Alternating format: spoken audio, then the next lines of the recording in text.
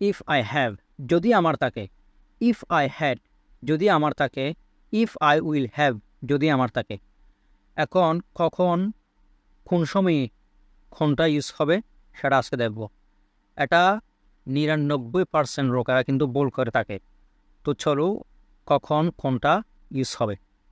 তাহলে আমরা প্রথমে দেখি if I have. If I have মানে কোনো কিছু থাকলে বুঝাতে আমরা ইফ আই হ্যাভ ইউজ করব। তাহলে কিছু উদাহরণ দেখি যাতে ভালোভাবে বোঝা যায়। যেমন যদি আমার একটি কলম থাকে আমি তাকে দেই। If I have a pen I give him. If I have a pen I give him. যদি আমার একটি ফোন থাকে আমি তাকে দেই। If I have a phone I give হিম।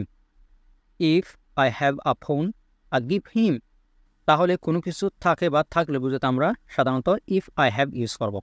এখানে দুইটা সেন্টেন্সে কিন্তু প্রেজেন্ট সিম্পল টেন্স হবে। Then if I had. If I had কোথায় ইউজ করব?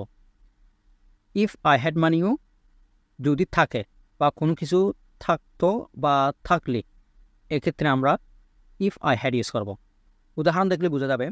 যেমন যদি আমার একটি কলম থাকে আমি তাকে দিতাম। If I had a pen I would give him. If I had a pen I would give him. যদি আমার একটি মার্কার থাকে আমি তাকে দিতাম।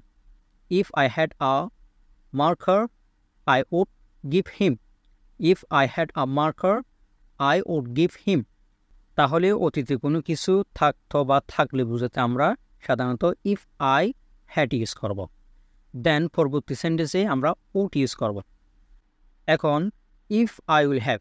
ইফ আই উইল হ্যাভ মানে কোনো কিছু থাকে বা থাকলে বুঝাতে আমরা সাধারণত if I will have use করব।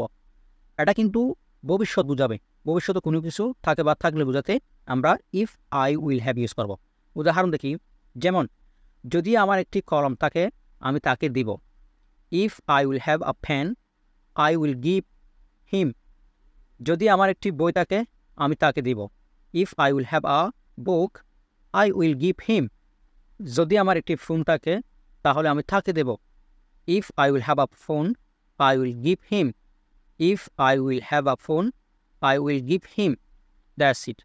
তাহলে বোঝা গেল কীভাবে কখন কোনটা ব্যবহৃত হয় সেটা আজকে বোঝা গেল। তো ভিডিওটি যদি আপনাদের ভালো লেগে থাকে অবশ্যই চ্যানেলটি সাবস্ক্রাইব করুন। পরবর্তী নতুন অন্য কোনো ভিডিওতে দেখা হবে। ততক্ষণ যত ভালো থাকুন, সুস্থ থাকুন। টিল দেন, আসসালামু আলাইকুম।